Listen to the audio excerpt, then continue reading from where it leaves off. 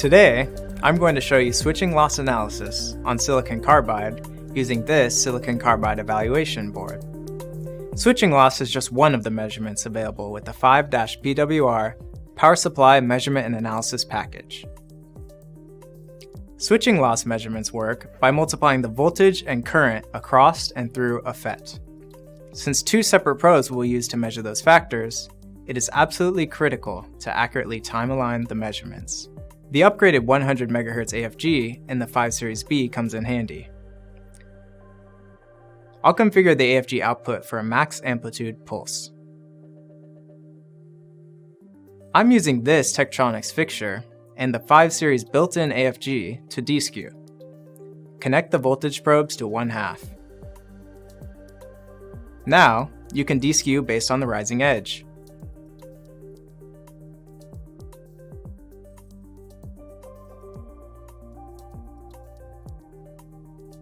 If you want to increase D-skew accuracy, add a delay measurement. Turn on statistics and collect a few hundred pulses. The resulting average will give a more reliable delay value than a single measurement. Now that the probes are D-skewed and warmed up, turn off the AFG and run a quick auto zero. This will remove any imbalance that will affect switching loss measurements. Okay. Now we're ready to connect to the SiC half-bridge board. This half-bridge board can be used for double pulse test, synchronous buck or boost, or asynchronous buck and boost. I'm using the asynchronous buck configuration, and I'm going to keep the operating voltages modest since I don't have a high-power safety equipment set up here.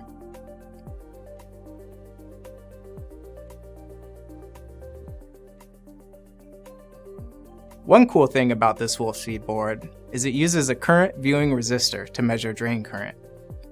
The CVR is a specialized shunt resistor, placed in series with the current flow, and allows us to use a high bandwidth voltage probe to measure current via Ohm's law.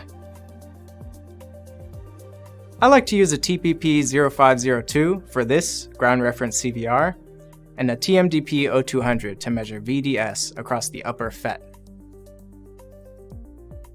A couple of DC power supplies provide the rail voltages, and to stimulate the onboard gate driver, I am again going to use the 5 Series convenient built-in AFG. After checking my connections, I'll energize the circuit. Trigger on the VDS channel.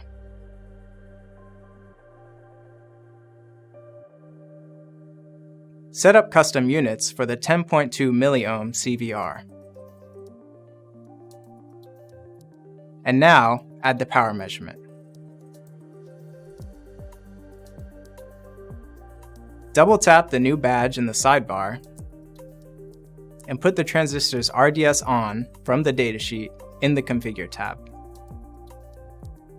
If you want more statistics, increase the record length to include multiple cycles and add a results table.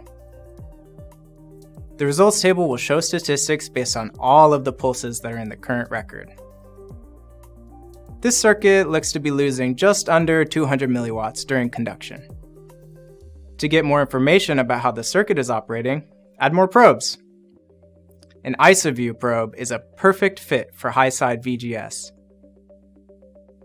and is incredibly useful for tuning the gate driver parameters like the dampening resistor size, or the effects of negative gate drive voltage. Our TPP0850 1000 volt passive probe is also commonly used for VDS measurements. But be careful not to use it on any floating measurements. For a floating measurement, use a differential probe like a THDP0200 or a TMDP0200.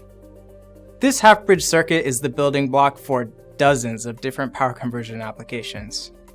From 3.3 kilovolt locomotive boost converters to compact solar cell inverters. Tektronix power analysis software and probes can help you understand and optimize your designs and power our electrified future.